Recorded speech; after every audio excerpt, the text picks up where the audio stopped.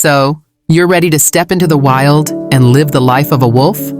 Before you race off into the mountains, here are a few tips to help you survive and thrive in your very first Wolfquest adventure.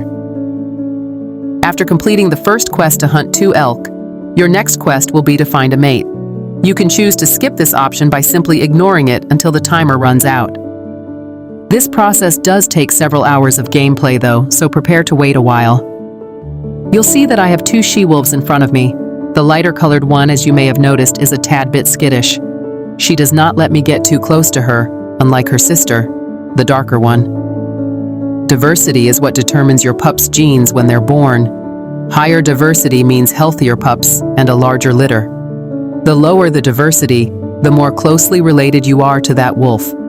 Better to aim for a higher diversity to avoid Lynyrd Skynyrd's voice to appear in your dreams. One can determine a lot about a wolf's personality based on how they interact with your character. The darker she-wolf is the more dominant of the 2. She's alert and does not seem to do as many submissive emotes as her sister. Won't be able to truly determine her bravery until we hunt together, but I can already tell that she's going to prove to be a strong hunter. Time to find a herd of elk to see how bold she truly is. Pro tip, you can tell which elk are weaker based on how they hold their heads while they run. If an elk is holding its head back, it's likely wounded or weaker than the ones that run with their heads forward. Calves are easy targets but provide enough food to sustain for several days. The best way to test your prospect mate is by testing her confidence in grabbing onto the prey. She jumped in sooner than I expected. Notice how she continues to find openings even while the calf's mother tries desperately to deter her. This is the perfect behavior you'll want in a mate. This will determine how well fed your pups will be as you raise them and how soon they'll join you in hunting their first meal with you and your mate. Territory is by far more important than most people realize. The game will require that you get 15 or more hexes at above half strength.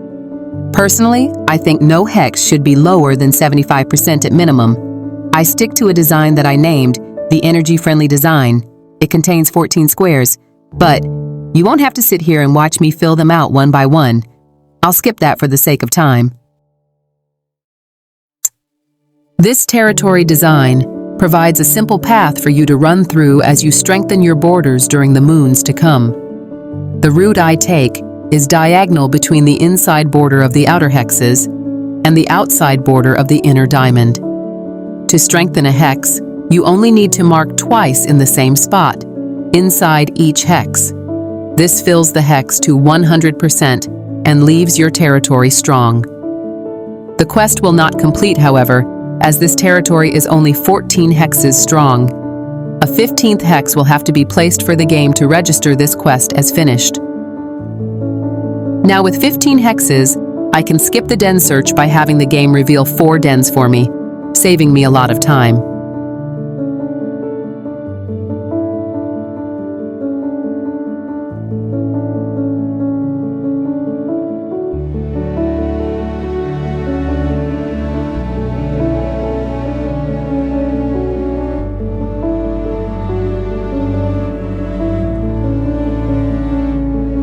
Since I've been playing this game since 2010, I know exactly where to choose my den. I typically try to find dens that will be perfectly positioned along the route of my territory path. Flatter ground also means it will be easier for me to herd an elk as close as possible to my den. Once a den is chosen, you get to age up. Perks are preference-based. Each is good to have, so there's no right or wrong way to select your perk upgrades. They do not stack, though. After your pups are born, you have a brief moment of peace to awe at your adorable bundle before saying goodbye to the unfortunate few who seem rather delicious to your rivals and other predators. Or maybe you'll have to watch as they slowly suffer from sickness. It's best to feed your pups and immediately set off to find an elk herd. Elk provide the greatest and most sustainable source of food, and it's especially beneficial to down one as close as possible to your den. It's best to try and start with an elk that's already low health to minimize damage to yourself and your mate, and act as a barrier between them and your den site as seen on the compass. Careful not to let them enter deep water. They are faster swimmers than you, and you practically lose the hunt.